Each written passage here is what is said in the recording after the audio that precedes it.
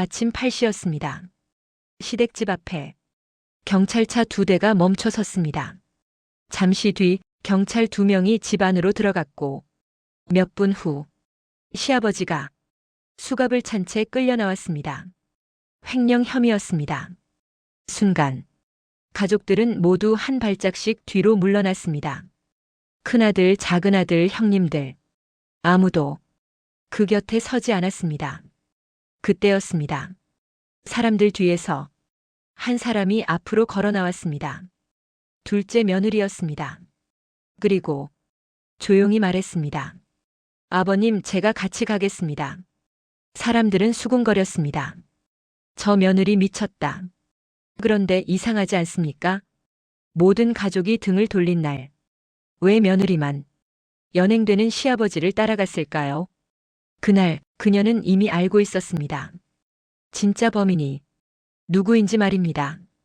2023년 11월의 어느 목요일 아침, 시계가 8시를 막 넘겼을 때 박씨 집안의 대문 앞에 경찰차 2대가 조용히 멈춰 섰다.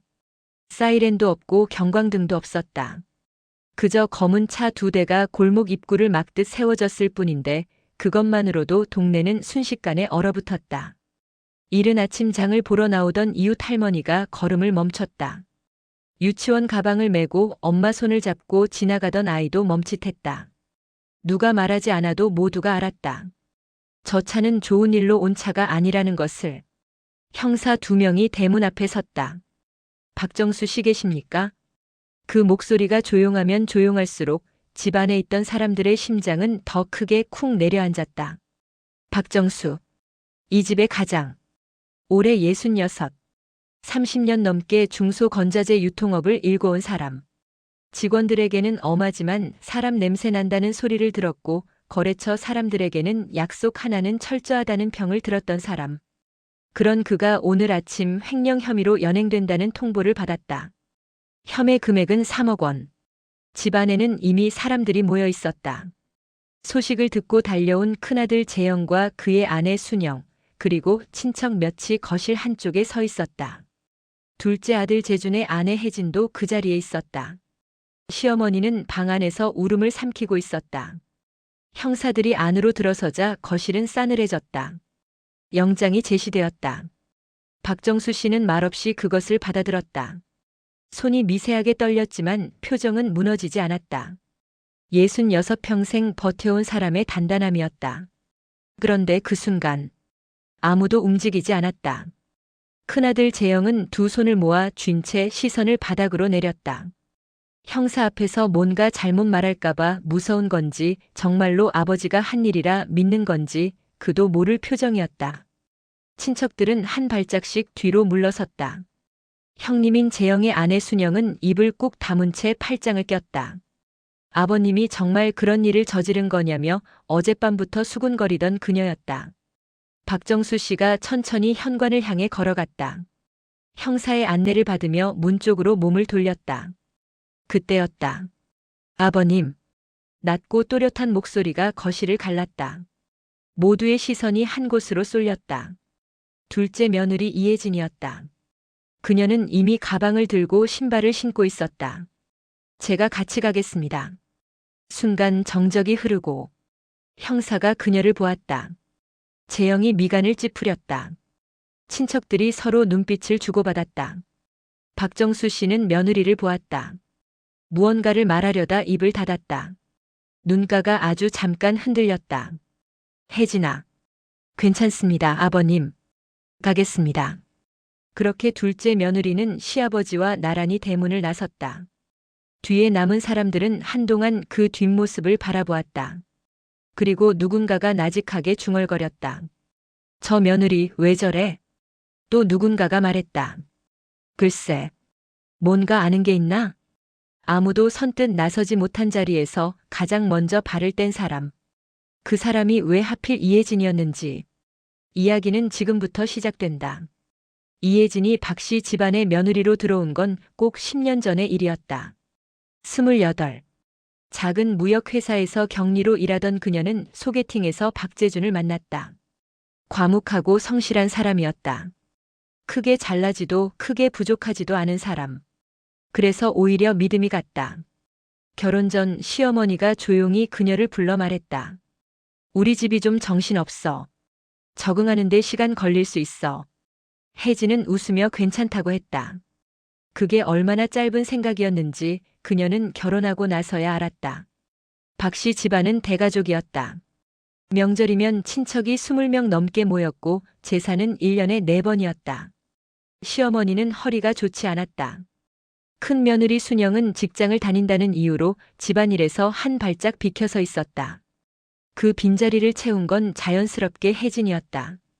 전날부터 전을 부치고 새벽에 일어나 국을 끓이고 손님들 수저를 놓고 상을 차리고 끝나면 설거지를 하고 후부자리를 걷고 그 모든 일을 혜진이 했다. 처음에는 새 며느리라서라고 생각했다. 적응 기간이라고 생각했다. 시간이 지나면 나아지겠거니 했다.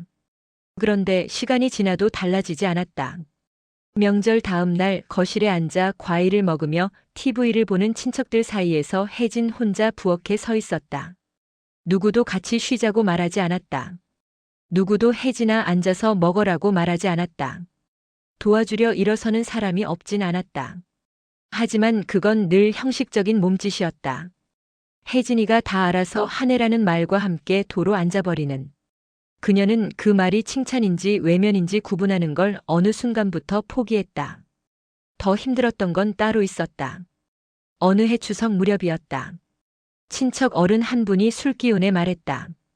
그래도 둘째 며느리가 손이 빠르네. 어디서 왔다고? 아, 맞다. 저쪽은 뭐 기반이 없지. 아무도 그 말을 막지 않았다. 시어머니도 재준도 재영도. 혜진은 웃으며 부엌으로 들어갔다. 수도꼭지를 틀었다. 물소리에 기대어 잠깐 눈을 감았다. 그리고 이듬해 설날엔 이런 말을 들었다. 혜진이는 그래도 눈치는 있어.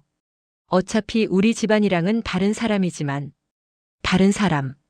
그 말이 가슴 어딘가에 박혔다. 이 집에서 그녀의 위치는 늘 그런 것이었다. 집안일은 도맡되 결정에서는 배제되고 수고는 당연하게 받아들여지되 공은 언급되지 않는. 집안에 있지만 이 집 사람은 아닌 것 같은 어정쩡한 자리. 큰 며느리 순영은 노골적이진 않았지만 혜진을 집안에 돕는 사람으로 대했다. 재영은 혜진의 이름을 잘 부르지 않았다.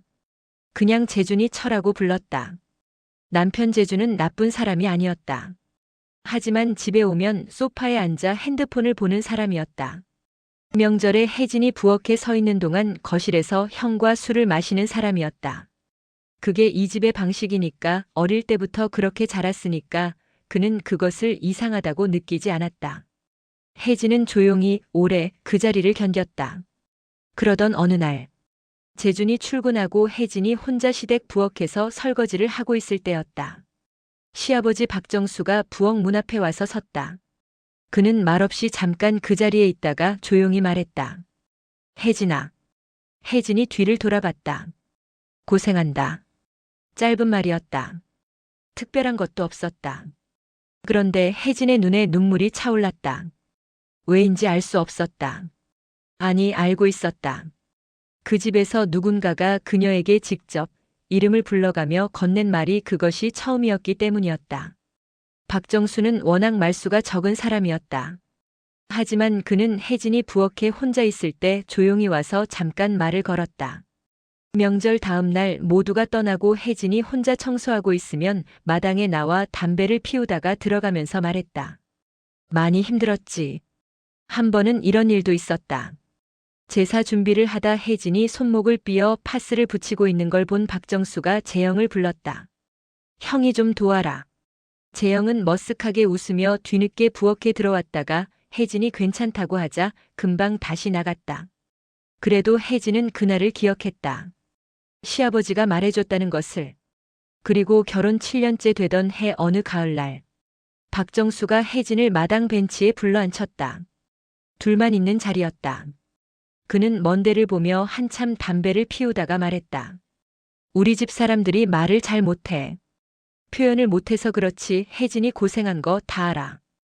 혜진은 아무 말도 하지 않았다. 그리고 나는 알고 있다. 혜진이가 이 집에서 어떻게 지냈는지. 그는 잠깐 멈췄다가 말을 이었다. 넌 우리 가족이다. 남들이 뭐라 해도 넌 우리 식구야. 혜진은 그날 집에 돌아와서 처음으로 소리내어 울었다. 고마워서가 아니었다. 아니, 고맙기도 했지만 그것보다는 10년 가까운 세월 동안 그 말을 기다리고 있었다는 걸 그제야 깨달아서였다. 그래서였다. 그날 아침 경찰차 앞에서 아무도 나서지 않을 때 이혜진은 망설이지 않았다. 아버님, 제가 가겠습니다. 남들이 수군거렸다. 저 며느리 왜 저래? 혜진은 그 말이 들렸지만 걸음을 멈추지 않았다. 그녀가 가야 하는 이유는 단 하나였다. 이 집에서 그녀를 가족이라 불러준 유일한 사람이 지금 혼자 경찰차에 타고 있었으니까. 경찰서 대기실은 형광등 불빛이 차가웠다. 플라스틱 의자 위에 앉아 혜진은 무릎 위에 두 손을 올려놓았다. 시아버지는 조사실 안으로 들어간 지 1시간이 넘었다. 복도는 조용했다. 가끔 문이 열리고 닫히는 소리, 멀리서 전화 받는 소리만 들렸다. 혜진은 핸드폰을 꺼내 들었다. 재준에게서 문자가 와 있었다. 왜 따라갔어? 빨리 와. 그녀는 화면을 껐다. 대신 다른 앱을 열었다. 재준이 회사 격리 업무를 돕는다며 몇 달 전에 공유해준 회사 회계 자료 폴더였다. 남편 회사 정확히는 시아버지가 세운 회사, 박씨 건자재 유통의 공유 드라이브. 원래는 재준이 부탁한 단순한 정리 작업 때문에 받아뒀던 파일들이었다. 지출 내역 몇 개를 엑셀로 정리해달라는 것이었다. 혜진은 격리 출신이었으니까. 그런데 그날 대기실에서 달리 할 것도 없어 파일을 열어보다가 뭔가가 눈에 걸렸다. 처음엔 그냥 지나쳤다. 2022년 7월. 외주 용역 비용 명목의 지출. 4,200만 원. 이상하다고 생각했지만 확신은 없었다. 외주 계약이 있을 수도 있으니까. 그런데 같은 항목이 다음 달에도 있었다. 그 다음 달에도. 그리고 그 다음 달에도. 금액은 조금씩 달랐다. 3,800만 원. 4천만 원. 5,200만 원. 혜진은 자세를 고쳐 앉았다. 용역 비용이 이렇게 반복적으로 매달 비슷한 규모로 나가는 경우는 흔하지 않다. 장기 외주 계약이라면 계약서가 있어야 하고 계약서가 있다면 계약 업체명이 고정되어야 한다. 그런데 지출 적요란에 적힌 업체명이 달랐다. 어떤 달은 제2기술용역, 어떤 달은 동양컨설팅, 어떤 달은 한국자재연구소. 혜진은 이름들을 메모장에 받아 적었다. 그리고 하나씩 검색했다. 제2기술용역 검색 결과 없음. 동양컨설팅 동명의 회사가 여러 개 나오지만 주소가 맞는 곳이 없음. 한국자재연구소 사업자 등록은 되어 있었다. 그런데 대표자 이름이 낯익었다. 혜진은 화면을 확대했다. 대표자 박재형. 손가락이 멈췄다. 박재형. 시아버지의 큰아들. 이 회사의 공동대표. 혜진은 천천히 숨을 내쉬었다. 아직 확신할 수 없었다. 같은 이름이 흔할 수도 있고 별도로 운영하는 사업체일 수도 있었다. 공동대표가 관련 업종의 외주 업체를 따로 운영하는 게 불법은 아니었다. 하지만 이상했다. 그녀는 다시 파일로 돌아갔다. 이번엔 더 넓게 펼쳐봤다. 2021년부터 2023년까지의 지출 내역 전체를. 비슷한 형태의 지출이 반복적으로 등장했다. 용역비, 자물료, 컨설팅 비용. 업체명은 계속 바뀌었지만 돈이 빠져나간 패턴은 일정했다. 매달 말일 전후. 금액은 항상 3천만 원에서 5천만 원 사이.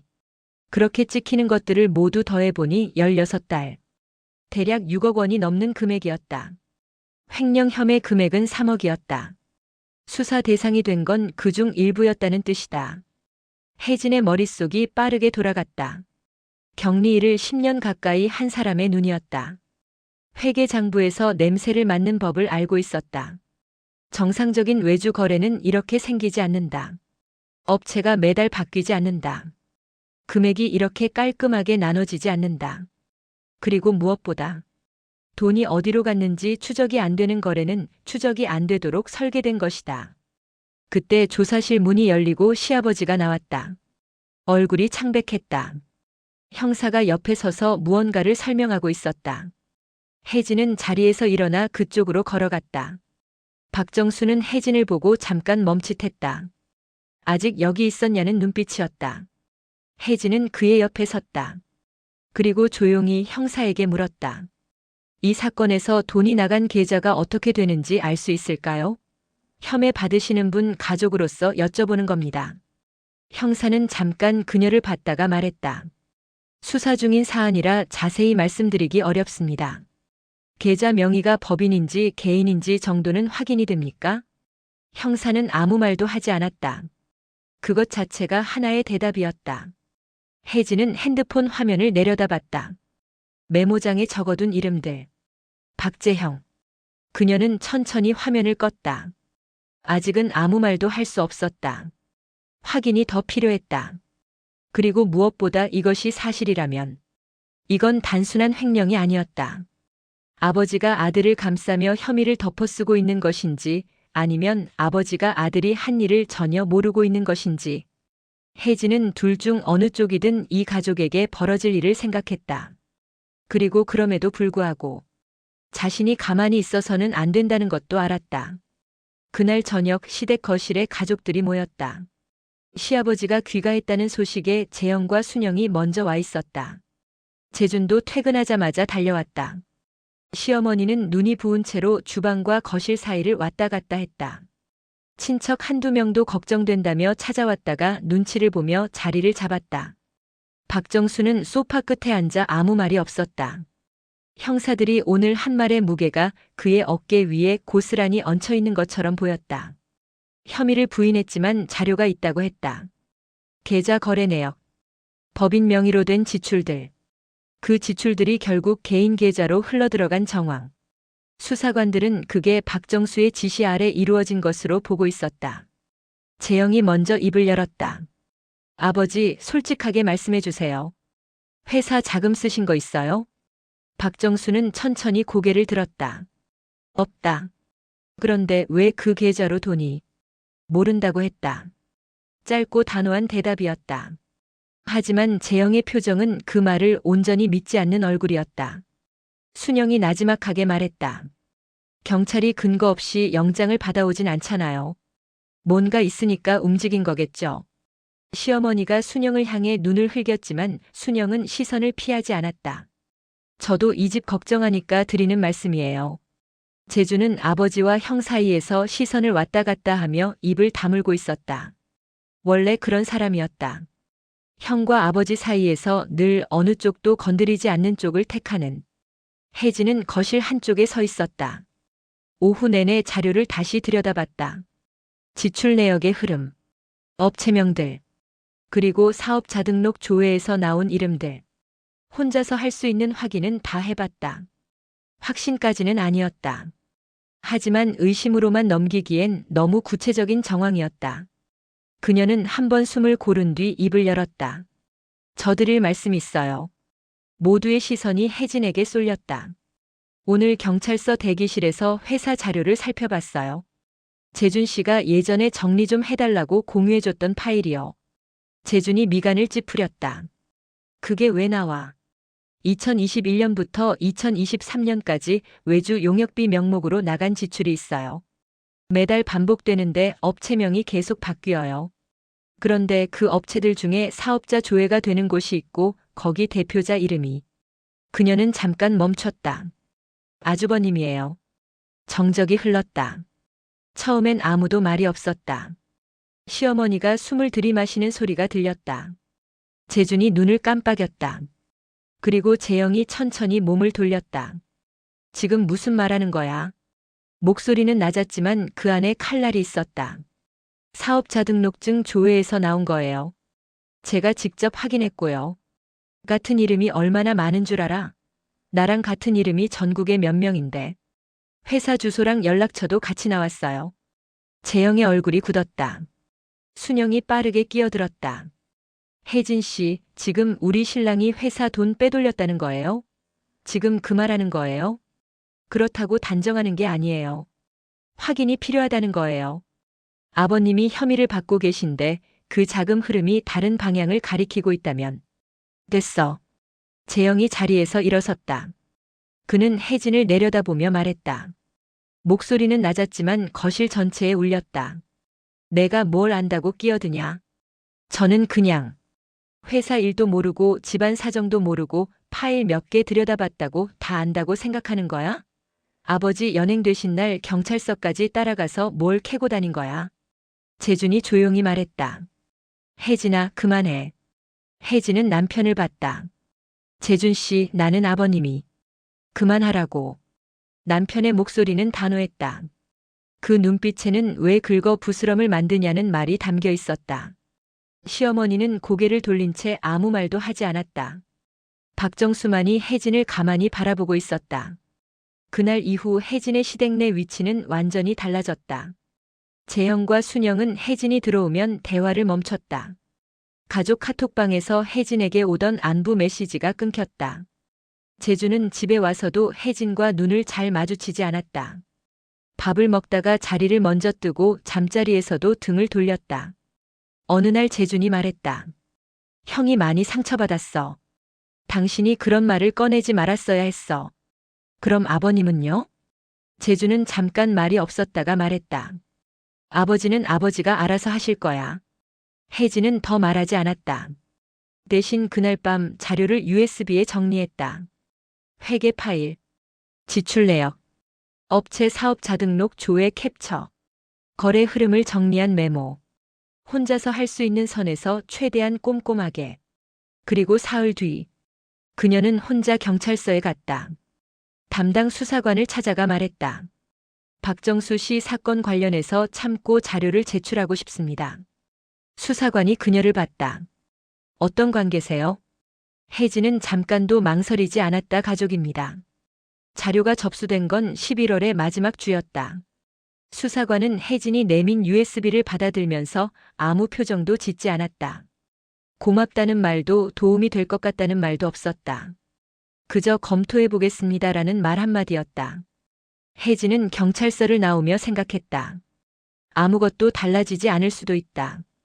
자신이 본 것이 착각일 수도 있고 설령 사실이더라도 수사 방향이 바뀌지 않을 수도 있다. 그리고 무엇보다 이 일이 알려지면 자신에게 남는 건 아무것도 없을 수도 있었다. 남편은 이미 등을 돌렸다. 시댁은 이미 그녀를 이방인 취급했다. 그러니 이걸 한다고 해서 달라질 것은 없었다. 그런데도 발걸음은 가벼웠다. 이상하게도 그로부터 2주가 지났다. 재영은 평소처럼 회사에 출근했다. 아버지 사건은 변호사를 선임해 대응 중이라고 했고 집안 분위기는 찬물을 끼얹은 것처럼 가라앉아 있었다. 혜진과 재준 사이도 마찬가지였다. 밥은 같이 먹었지만 대화는 없었다. 그러던 어느 월요일 오전, 재영의 핸드폰으로 전화가 왔다. 수사관이었다. 박재영 씨, 지금 잠깐 나오실 수 있겠습니까? 수사는 조용히 그러나 빠르게 진행됐다. 혜진이 제출한 회계 자료는 수사관들이 이미 들여다보고 있던 거래 흐름과 교차되는 지점이 있었다. 외주 업체들의 사업자 번호, 법인 계좌에서 개인 계좌로 이동한 자금, 그리고 그 계좌의 명의. 거기에 CCTV가 더해졌다. 회사 근처 은행 지점의 CCTV. 특정 날짜에 현금 인출 창구를 찾아온 사람. 그 얼굴은 박정수가 아니었다. 회계 장부에는 박정수의 도장이 찍혀 있었다. 하지만 도장은 회사 서랍에 보관되어 있었고 공동대표라면 누구든 접근할 수 있었다. 공동대표 박재형. 수사관들이 재형의 개인 계좌 거래 내역을 들여다보기 시작했다. 그리고 그 안에서 외주 업체들로부터 들어온 자금이 고스란히 찍혀 있었다. 재형이 경찰서에 출석한 건 12월 초였다. 이번엔 임의 동행이 아니었다. 소환장이 나왔다. 집안의 소식이 퍼진 건 그날 저녁이었다. 재영이 순영에게 전화를 했고 순영이 시어머니에게 전화를 했고 시어머니가 재준에게 전화를 했다. 재준은 한동안 말이 없었다. 그리고 천천히 혜진을 돌아봤다. 혜진은 식탁에 앉아 차를 마시고 있었다. 재준은 입을 열었다가 닫았다. 다시 열었다가 또 닫았다. 그렇게 두세 번을 반복하다가 결국 아무 말도 하지 못하고 방으로 들어갔다. 그날 밤 시어머니에게서 혜진에게 전화가 왔다. 혜진아. 목소리가 떨렸다. 네, 어머니. 재영이가 정말로 그런 거야? 혜진은 잠깐 눈을 감았다가 말했다. 저도 아직 다 알지 못해요, 어머니. 수사에서 밝혀지겠죠. 전화기 너머로 긴 침묵이 흘렀다. 그리고 시어머니가 말했다.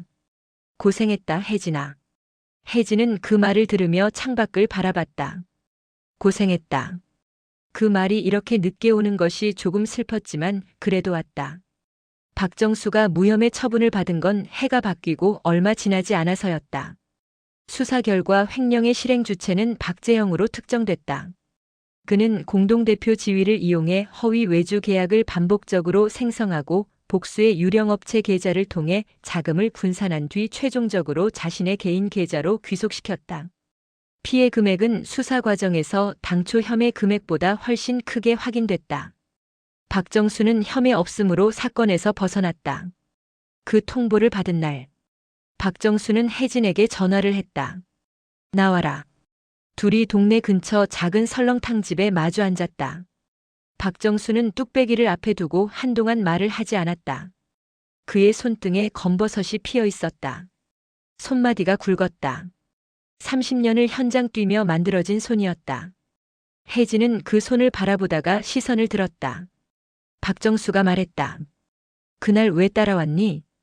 경찰서로. 아무도 나서지 않던 그 아침에. 혜진은 숟가락을 내려놓았다. 그리고 조용히 말했다. 아버님은 저를 가족이라 불러준 유일한 분이니까요. 박정수는 아무 말도 하지 않았다. 그의 눈이 잠깐 흔들렸다가 국물 속으로 시선을 내렸다. 둘은 한동안 말없이 밥을 먹었다. 뜨거운 국물, 하얀 김, 달그락거리는 숟가락 소리. 그것만으로 충분했다. 이 집에서 10년 동안 이름 불려본 적 없던 며느리가 아무도 나서지 않던 자리에서 혼자 일어섰다. 그것은 보상을 바라서가 아니었다. 인정받고 싶어서도 아니었다. 단지 자신을 가족이라 불러준 단 한 사람에게 그 말의 값어치를 돌려주고 싶었던 것이다. 때로 가족이라는 말은 피가 아니라 선택으로 만들어집니다. 이혜진은 이 집에서 10년을 살았습니다. 이름 대신 둘째 며느리로 불렸고 공이 있어도 당연한 일로 여겨졌고 결정의 자리에는 늘 끼지 못했습니다. 그럼에도 그녀가 경찰차 앞에서 발을 뗄 수 있었던 건 딱 한마디 때문이었습니다. 넌 우리 가족이다. 그 말 한마디가 10년의 서러움보다 무거웠습니다. 우리는 가끔 묻습니다. 나는 이 사람에게 어떤 사람인가? 이 자리에서 나는 정말 가족인가? 동료인가? 그냥 필요한 사람인가? 그 대답이 늘 돌아오는 건 아닙니다.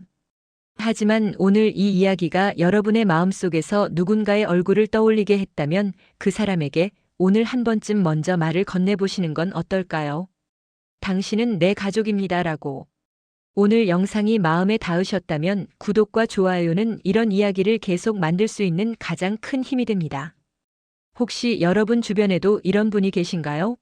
말없이 곁을 지켜준 사람, 아무도 나서지 않을 때 먼저 일어선 사람. 댓글로 그 이야기를 나눠주세요. 여러분의 이야기가 다음 영상의 시작이 되기도 합니다. 다음 이야기도 기다려주세요. 감사합니다.